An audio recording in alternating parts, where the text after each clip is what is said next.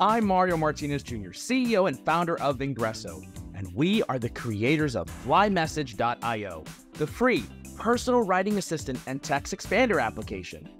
On each episode of this podcast, you will hear from sales leaders, practitioners, and influencers to help you grow your sales numbers at scale.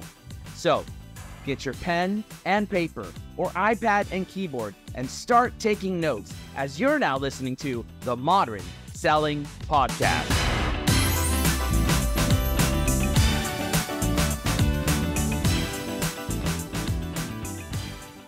Ladies and gentlemen, welcome to this episode of the Modern Selling Podcast. And today, we're going to be spending some time talking about my other favorite topic in addition to sales. That is on the marketing side. Yes, we're going to be spending some time talking about intent data and how it can help this sales organization help all of us grow our business faster and grow the pipeline. And as you know, we've produced a couple of articles about this exact topic, and I've got none other than my friend and an amazing organization who's brought some amazing technology around intent data, Mr. David Fortino. David, welcome to the show. Thanks, Mario. It's quite the intro and hype. So we'll try our best today to live up to the intro, right? Absolutely. Well, David, you are the Chief Strategy Officer over there at Netline. So I'd love for our audience, we've got sales leaders, sales reps, business owners, marketing leaders, enablement leaders, all listening in. Do me a favor, Chief Strategy Officer. What does the heck that mean? What do you do? And what is Netline? Give a little background about Netline. And then I've got a very special question for you. Sure thing. Sure. So, Dave Fortino, Chief Strategy Officer over here at Netline. Netline is part of Informa. We were acquired as of the close of 2021. For those of you in the marketing and kind of sales landscape, you might know Content Marketing World and the Content Marketing Institute. Informa owns that and about 500 other media brands, research businesses, and offline trade shows and events. And so I head up effectively audience, product, and marketing as part of Netline. Netline is the largest content-centric lead gen platform on the web that has now recently launched a new intent product as the first buyer-level intent product in existence. And so when you think about the existing intent landscape, everything's about account-level intent. And yet there's like this directional kind of value to that, but not really any transparency into what buyers individually are doing. And that's what we've aimed to solve for. So yeah, we'll dive into that a little bit more deeply today, but that's who I am and where we're at and what we're about to be doing.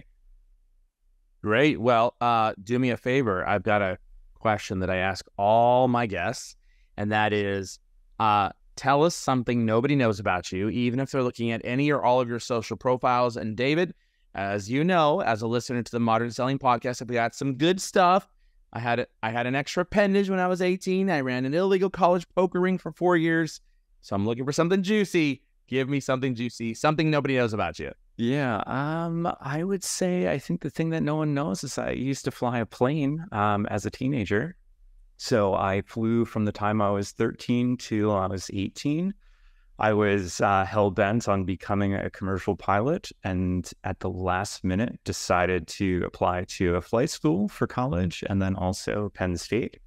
And at that last minute, I was accepted by both and just decided that, well, most pilots don't necessarily have a family and or a great friend or social life because they're just constantly going. And I can always fly a plane if I'd like to. So I kind of put that up on the background or the back burner and somehow found my way into marketing. Quite a divergence. But I still am a full-on aviation geek. I point out every single plane that's going through the sky. I've got like an app that I track random planes flying over me. So we could geek out on a whole aviation meets marketing podcast separately. But that's something that I don't think most people know. Very interesting. So do you ever get a chance to fly any single jet engines anytime in the recent past? No. I piloted, it was called a Piper Tomahawk, super small single engine plane, 2-seater, that's it. And flew that a ton. It's after flying it, I actually learned afterwards that it was actually nicknamed the Trauma Hawk because there were so many crashes in it. thankfully didn't experience any of those. I'm here to tell you the stories. So, Well, I'm glad you are. That's for sure. This is a not so funny story. I was literally driving back this morning from getting some gas after dropping off one of our other cars to the mechanics. And I saw a young, probably teenage boy, 16, 17 years old. He was flying down the main street. And as I'm looking at him going so fast, he had a phone in his hand. And out came a car in the intersection of which he was about to cross. And the car did not stop before the crosswalk. And it was a kind of a private road. And the boy had a phone in his hands. And then he reached down to grab the brakes. And unfortunately, he grabbed the front brake and went right over the top. So when I saw him fly, I know that's horrible. I'm laughing at it. But what you just said reminded me of that crash that I just saw this morning. And I did stop. I looked back to see if the boy was able to get up, and he did, in fact, get up right away. And I felt bad. I just kept on going because I saw that he was actually able to get up. So at that point, I thought, okay, he'll be able to call 911 if he needs 911. yeah, that's good. As a lifelong cyclist on my side, I've had my fair share of crashes and road rash and all those things that feel bad. Anytime anybody has it, it's incredibly painful and takes a long time to grow back all that skin. Yeah, exactly. Fortunately, he was fully clothed, but although he went head first, and I just thought, ugh. Helmet, hopefully. No helmet. He was, and unfortunately, he was on his cell phone. So, note to self: if you're going to be on your cell phone, make sure you've got it. It's tacked onto your bike. Do not have it in your hands because it's just as dangerous. That's right, kids. Life lessons. There you go. All right. Well, let's get into the meat of our subject here. There's a lot of talk around buyer intent data, B2B intent data, and a lot of different players in the market. First, let's define what is intent data, and why are you guys investing so much into this particular area here? Yeah, and I think it's even helpful to kind of set the stage as to what is intent data, what was intent data, and kind of what's the future of intent data. And so intent data, I want to say, is at least a decade old in concept, right? And it's also shared in B2C, but for the purposes of this discussion today, it's going to be mostly focused on B2B applications. And so it's really understanding web behavior at an anonymous level and looking at content consumption behavior and mapping that to purchase propensity, right? Trying to understand and identify when a buyer who's anonymous is apt to be further down funnel in making some kind of purchase and evaluating a solution and so on. And so this idea of using intent data has also been largely co-opted by any of the account-based marketing and or account-based enablement platforms or account-based experience platforms.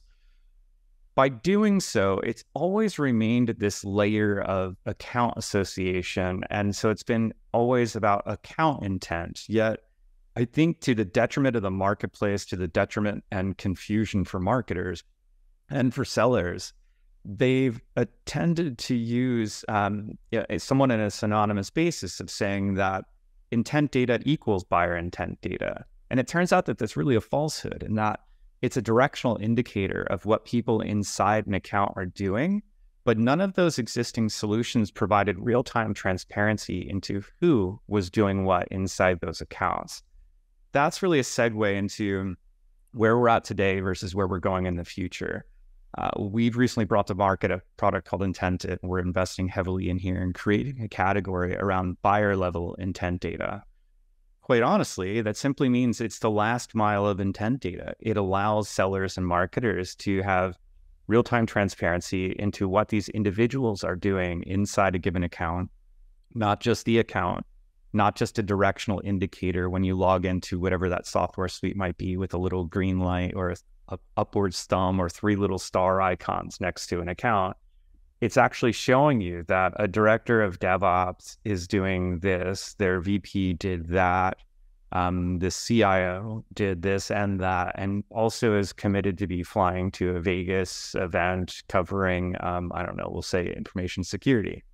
And so you're pulling in all of these disparate data sources, weaving that into a collective kind of view into the whole buyer's journey, what they're doing online and offline, which we can get into separately because that's in and of itself fundamentally disruptive. And from there, giving sellers and marketers the ability to understand what's happening inside their accounts at a human level, because accounts don't sign deals, right? People do. Sellers reach out to people. Yes, you're trying to figure out who that person is in the account. It's tools like this that allow you to do that more efficiently. And quite honestly, it's helped us tremendously internally. It's removed about a day's worth of research and or discovery work for each one of our sellers since the product's gone live. It's only been live for about a month and a half. And so that's the fundamental kind of, where things have been and where they're going progression for intent data. But the goal is to leverage this data as a way to really understand what's happening inside your target accounts. And then most importantly, leverage that data so that it can be weaponized, both marketing perspective from a nurture and programmatic deployment and lead gen perspectives, all the way through to outreach, discovery calls, sales enablement tools, and so on. So I'll pause there and see if any of that made sense. Totally made sense. Would you say this is targeted for companies who are wanting to have target accounts to go after, or can it be leveraged for more of the mid-market type of accounts where you're going after, an entire territory as an example? Yeah, it's both actually. So when you're first onboarding, and you can use both use cases, but from a feature perspective, it's designed to do that. So the first question you'll see is, do you want to discover net new buyers and accounts, or do you want to monitor known buyers and accounts? And so if you're monitoring, that's where you'd be uploading your domain, your account list effectively. The system would start working off of that. If you're discovering, that's both a mid-market type model and an enterprise model where they're trying to identify white space in any industry where they're saying, we've got our key accounts that we're targeting, but we believe there's a lot of other companies out there that maybe we haven't researched well, maybe we don't know them, and we're just kind of open to the fact that there's companies out there that look like these companies, and we've just not done a great job of figuring out who they are, and more importantly, knowing when they're in market and exhibiting intent. And so the tool's designed to help with that too. Roger that. Okay, makes total sense. So I know why marketers are eager to use intent data, and very clearly to define that, that's because marketing is generally used to create demand.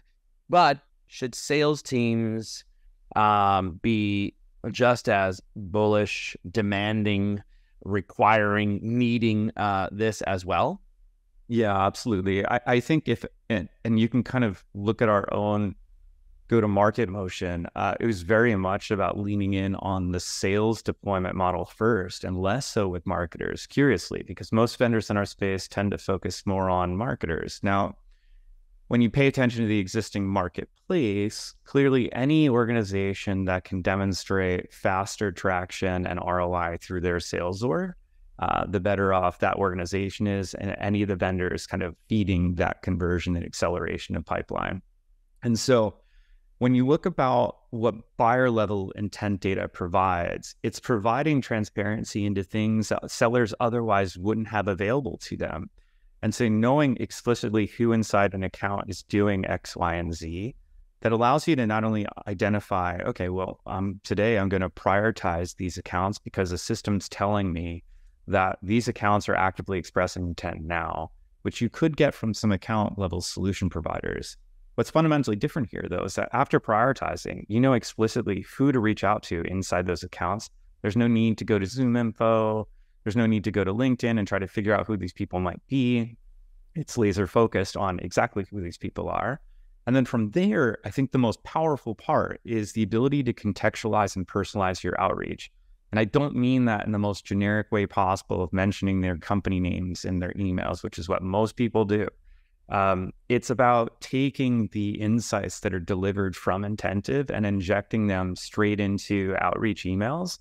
So that way you can actually see if 4 people in the company are all expressing intent or engaging with content about one specific topic, you can weave a narrative, if you're paying attention, specifically talking about that one pain point that you know this company has. They're out there researching that very pain point. And so going in there with almost the lens of you're reading their mind, saying, hey, I'm assuming companies like yourself and or teams like your own are struggling with this, right? And theoretically, the systems already told you that they are, and that's the beautiful element there. Beyond that, it also, I would say, operationally makes a discovery call that much more efficient. You don't need to be asking questions that you already have answers for. And so going in, asking all of the same questions to this every new account, it not only is monotonous for the seller, but it's also a bit disrespectful to the buyer if you already know the answers to these questions. It's like, I think you could dictate to terms to them to say, hey, today, so we're going to focus on, based upon what I know of your account and your team, I think makes sense where we start here. And let's kind of take the journey from this point forward, and or this solution that you offer forward, versus trying to identify that, yeah, we sell these 7 products, which one is the right thing, and or mix of those products are the right tools to present to this organization after discovery.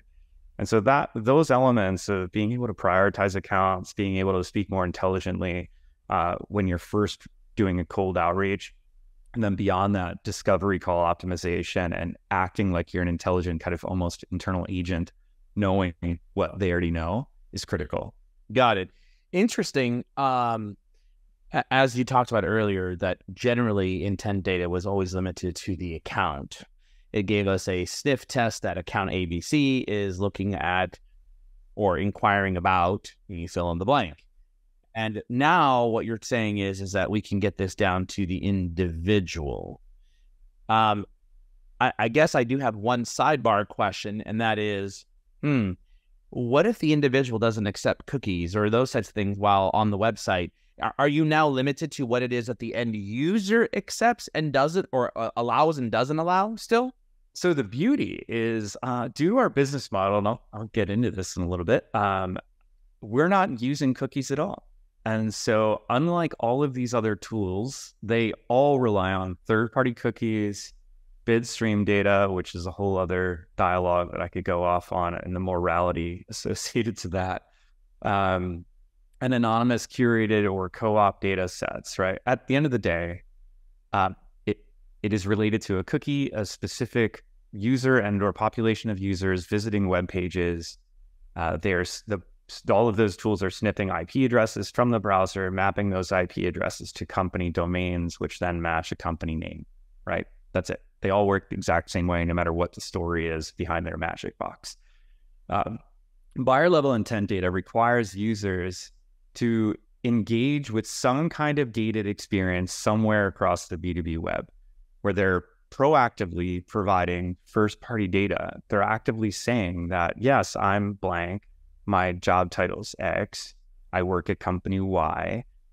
With those data points in hand, we're able to unearth a massive amount of content consumption behavior associated to individuals, the companies that they work at, and also because of Informa acquiring us, we're uniquely able to pull in all of this offline behavior that's happening at these 500 plus offline events in every industry that you can think of, and marrying that into a whole kind of transparent view of the entire buyer's journey, both online and offline.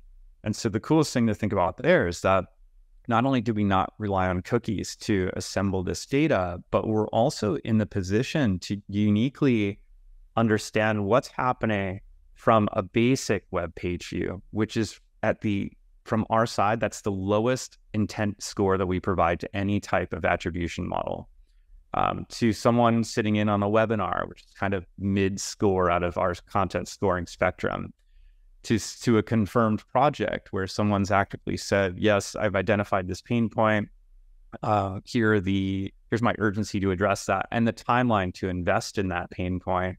That's kind of a very high scoring attribute, to having a team of execs flying halfway around the world, most likely business class, staying at phenomenal hotels. There's the T&E expense and so on. So if you can picture that spectrum of intent data of web page use representing 99.9% of all existing intent data, we're covering everything in between, from page views, from ebooks and webinars and white papers and analyst reports and podcasts and you name it, through offline travel, right? So you can say, all right, well, if a company's spending $70,000 for a team of execs to fly to Dubai for a week to research this topic, sit through 8 sessions, over 2 days around these 4 different topics. Isn't that orders of magnitude more valuable to sellers and marketers to know versus, well, this company visited 7 web pages yesterday about this topic, right? It's like almost laughable when you start comparing things, using that understanding, having that knowledge in hand. And so, yeah, that's the fundamental delta there, is that users are going through some type of registration-based experience. And not to go too much into the weeds, for any of the listeners or viewers who are familiar with Shopify, Shopify's developed kind of a distributed commerce platform, right? So if you purchase something on one website, if another website's using Shopify, you don't need to log in again. The system automatically recognizes you. We've developed that technology for B2B media companies. And so if you are going through a gated content and or registration experience across the B2B web, odds are it's powered by us, and odds are the users won't have to type in anything as they're engaging with that content. Yet we associate all of that behavior on a unified basis behind the scenes, none of which is connected to a cookie.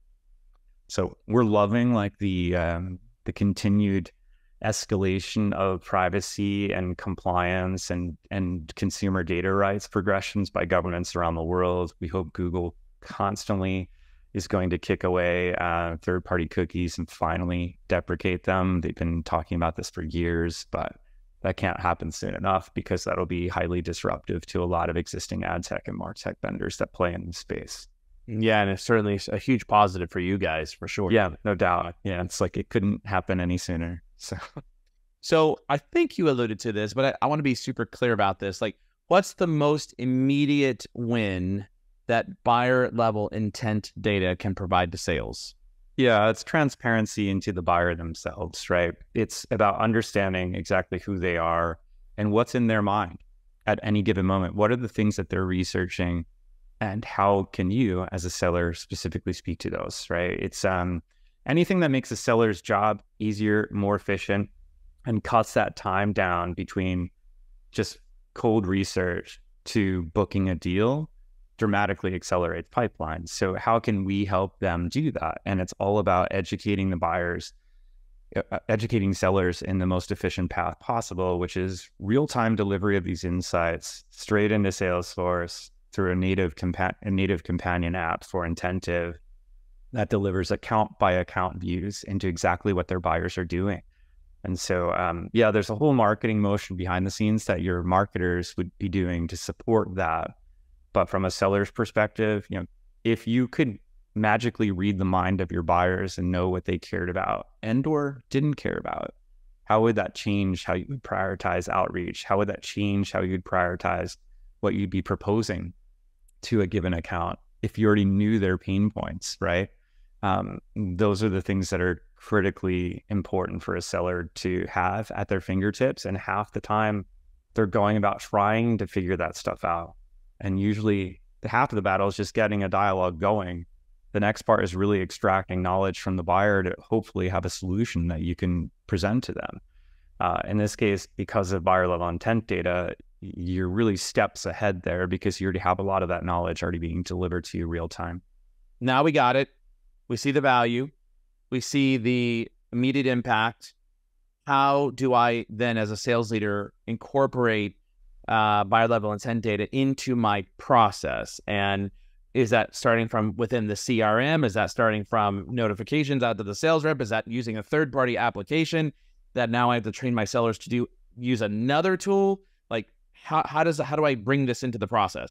Yeah, so the coolest thing, and this has been very intentional on our side, is we don't want to force sellers to use and or learn any new tool, right? It's about living in the CRM, wherever they spend the most time. In our case, that's why we launched with a native app inside Salesforce. It's designed with the perspective that the sellers aren't going to have to weed through anything that's not related to them as well. So if you've got 10 accounts or if you've got 1,000 accounts, you're only going to be seeing data specific to you individually. You're not going to need to care about any of the other sellers that are in there and all of the mass amounts of data that are being fed. And so From there, that data can then be delivered to any downstream system. So if you're a seller and you want dynamic inclusions being fed from that Salesforce app straight into, let's say, an outreach template, you can do that. If you want to send these signals over to Demandbase or Terminus or Sixth Sense, where marketing is then running air cover programmatic campaigns, and you can kind of control the lever as to what you're influencing as a seller to activate those targeted audiences, you can do that too. It's entirely up to you. And I think that the design here is that it's supposed to be weaponized across as many systems as our clients would like. Yet simultaneously, if sellers just want to receive email alerts and live inside the native app inside Salesforce, they can do that too. The goal isn't to go use a new software platform and to go log into Intentive every day. We don't expect that to happen. We're not encouraging that to happen, actually. For the marketers who are the companions kind of on this deal for the product, yes, marketing will live inside of the actual product itself and will provide any of the capabilities that sellers want. They'll be working on your behalf to make sure that if you want email notifications, they'll activate those, all of that kind of stuff. If you want to have that data fed into Outreach or Terminus or Sixth Sense or Demandbase or Rollworks, and you could do that too. But yeah, again, keeping things super simple, super lean, and only showing something to a seller when there's something to show is critical. Kind of like, show me when I need it, why I need to see it, and where I need to see it, and that's it. And there shouldn't be a need for sellers to weed through a bunch of nonsense only to come to a conclusion that was like, that was of zero value. Why did I do that? And so marketing is able to kind of provide you with some control layers too before that data even gets to you. So sellers and selling leadership can say, hey, marketing, I don't really care about all of this. I want to know only when accounts that are mine, but out of all of my accounts, I only want to know the accounts that are in these 4 industries that are of this company size and greater, and whenever a director or above is actively doing things that I deem to be valuable to what we do as a company. And there may be behavior that's occurring below that and or in tangent with that, but that might be more noise for the sellers, and they can go look at that if they like. But I want to receive alerts when these other things happen, and you can set that up. And so again, it's like less is more is really the core deliverable here for sales, and making it super simple and lean, and hopefully it doesn't require any thought. It's just consume, act, and you're good to go. This may be a kind of a paintbrush style approach to this question here, and so forgive me for this question here. But one of the biggest challenges that I see in organizations is that the sales team is asked to target the executive lead team for obvious reasons. If the executive lead team is the people that usually, or the person that usually holds the purse strings, if you would, right? But as we know, we are getting more and more and more into decision-making by committee, by group. And as we know, more and more is happening at the lower level and even at the lowest levels of looking at analyzing data and information that's out there and finding out who is the best of, when you fill in the blank. So when I hear things like, hey, only send me information for, director level and above, I get it. I understand why we want that. And I understand why we would want to target that. But I also fear that when we implement this from a sales process perspective, that we're taking out of the committee concept, out of the sales, the sales,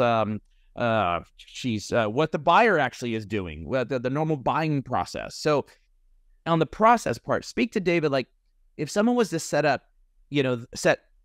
individual B2B buyer intent level data, should we really be coaching and focusing on, hey, when a director or VP or something like researchers that should be looking at like multiple points of, are there like 8 people that are doing this at the same time?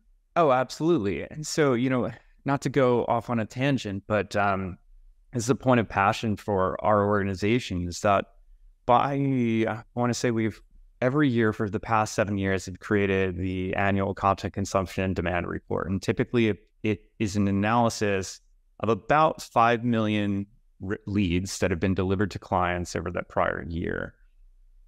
It breaks things down across industry, sub-industry, content format, job level, job function, job area, and all of the different types of buyer behavior that goes into researching any type of business problem or technical challenge. And so one thing that's always been an extraction is that the C-suite specifically consumes very little content, period, right? They're not doing any research. They're letting other people do research on their behalf. Common sense. Yeah, countless clients of ours, and I'm sure you come across this as well, and it kind of alludes to your example, is that countless organizations are saying, yeah, well, let's just hit the VPs in the C-suite, and because they own the budget, we'll just knock them out of the way and slam dunk, easy deal, done. That couldn't be further from the truth. The vast majority of content consumption and research around purchase decisions happens well outside the C-suite and even VPs. Beyond that, though, there's this idea that we've really latched onto, which is influencing the influencers, which is the entire buying committee. Ignoring those people would be foolish. Giving the capabilities to selectively do so in a tool, I think it's just smart design on our side. But I would say from a blanket coaching perspective, yeah, you're burying your head in the sand if you think that like, oh yeah, there's just this one throat to crush here, squeeze inside an organization. If we just get that one person, none of those other people matter.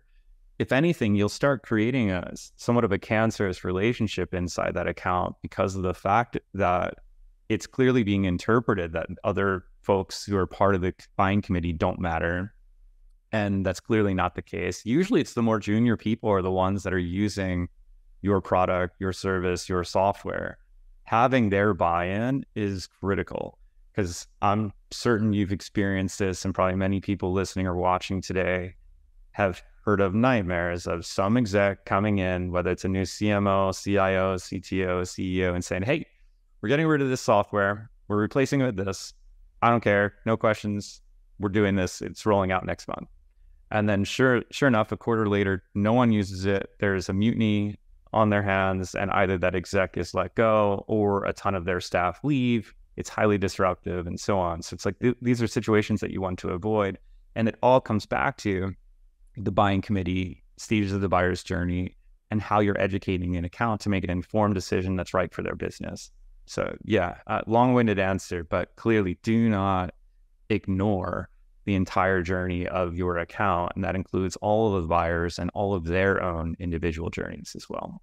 Got it. Okay, good answer. So is this something that should live in a marketing expense budget as a marketing tool, a part of your MarTech stack, or sales technology that lives inside of sales? Or I was going to say, or is this an opportunity to bring marketing and sales together to become more aligned?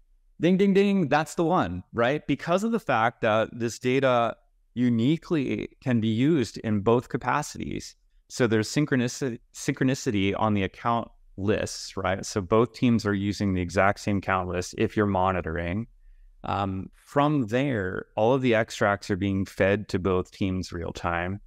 Then it's about actioning that data, right? And so how a seller actions that data is completely different than how a marketer would action that data. Marketing is going to say, cool, sales is getting these really distinct insights being delivered to them on an individualized basis. So Joe or Jane knows exactly what their account is doing and what those people inside that account is doing as well. Marketing cares less about that specificity and wants to deploy things at scale. And so they're going to say, well, we'll take these insights, and we are a demand-based customer. And so we want to feed that first into demand-based to help prioritize accounts. B, identify net new accounts that perhaps aren't in demand-based that we should start targeting.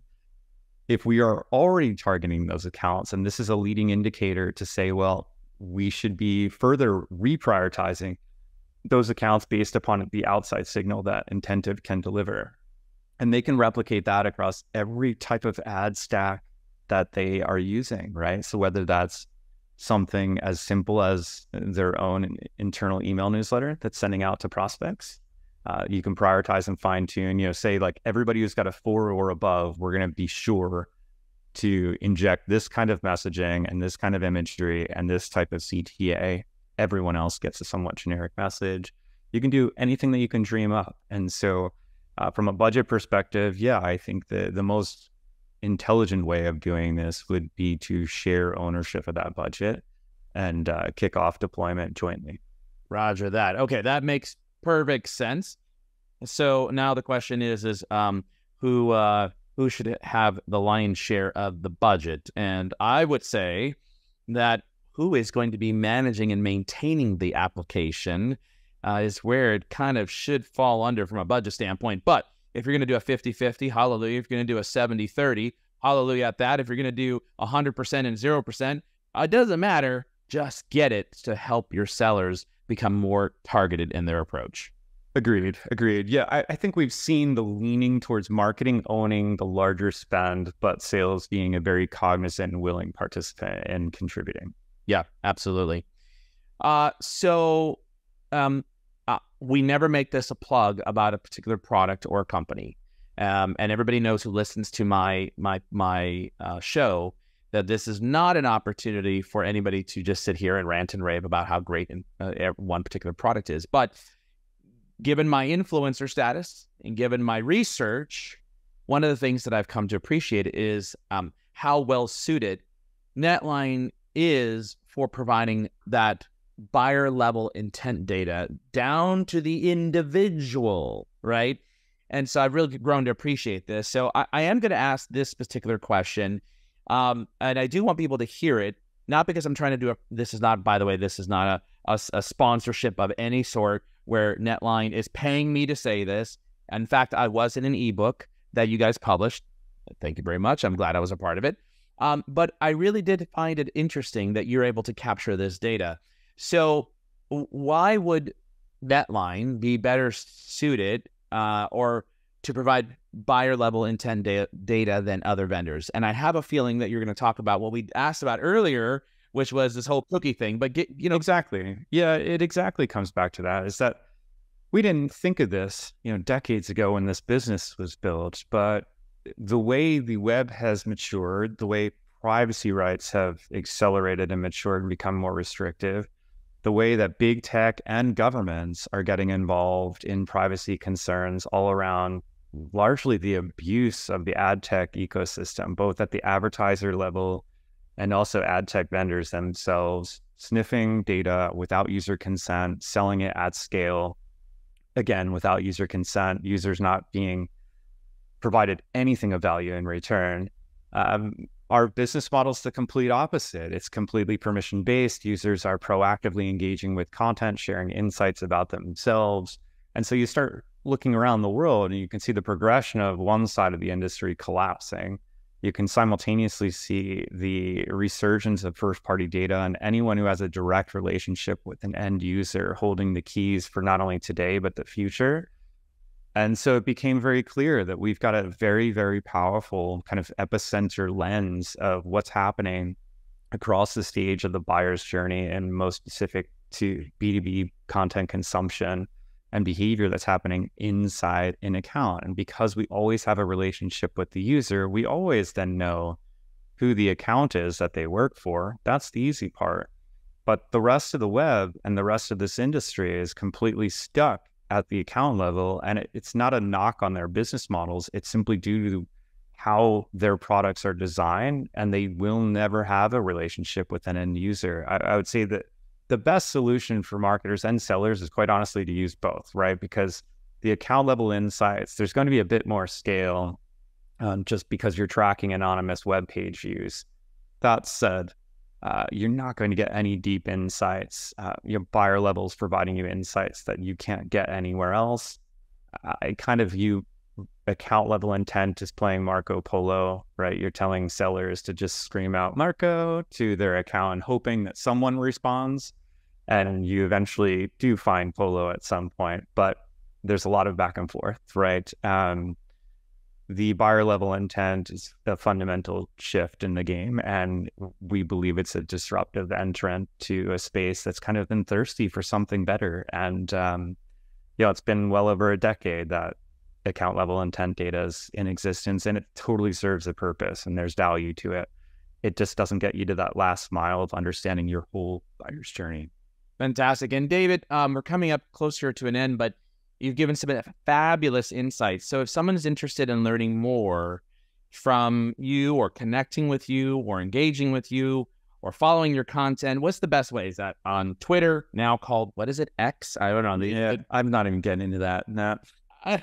Oh, wait. You can still tweet and retweet, but now you can't exit? I don't know. I don't know if that's the right branding. I think it was really bad branding, Elon and whoever else came up with it. But nonetheless, is it Twitter? Is it LinkedIn? Or what's the best way to Yeah, so if you're looking to connect with me, LinkedIn's probably the best spot. I'm always on there creating a ton of content and love to chat with anyone new. If you're looking to follow our more branded content and or check out some tools or learn about the products, just go to netline.com. There's a bunch of free tools and free content for you to learn more about the space, trends, best practices, and so on. And then, yeah, if you want to learn about products, and obviously hit us up through there and somebody will get back to you quickly. Fantastic. And make sure when you reach out to David and you connect with him on LinkedIn, you know my rule, guys. You know my rule. Send a personalized connection request and tell David, please, that you heard him on the Modern Selling Podcast. Otherwise, he won't have any idea where you came from. So make sure you reach out there. And David, I do have one last question, and that is your all-time favorite movie. What is it? Yeah, I'm going to go with 1984. I would say 1984 or V is for Vendetta. They're both very similarly themed. I don't know why I'm into this genre of film. Yeah, the dystopian kind of thing and big government and all of that kind of reprogramming of a population. It's interesting. It's super timely if you're paying attention, not to get into anything, but yeah, it's those are topics near and dear to me. So I love asking those questions because I get a different answer almost every time. We've had a couple repeats for sure on this show, but I don't think anybody's ever given 1984 or Vendetta. So that's a good one. So you've set a new record there, which is no repeat after 250 shows. So amazing. Well, carrying the torch forward. That's exactly right. I'm so glad that we had a chance to connect here. And for all of you listening in right now, hey, don't turn that dial. Listen to this final message right here from me. Thanks for listening to the Modern Selling Podcast. Please do me a huge favor and give the Modern Selling Podcast a 5-star rating and review on iTunes. Oh, and don't forget, if you'd like to save 20 hours or more in a month and increase your productivity, go right now and download FlyMessage, that's flymsg.io, for free. It's your free text expander and personal writing assistant. Hey, thanks for listening in, and until the next episode, good selling.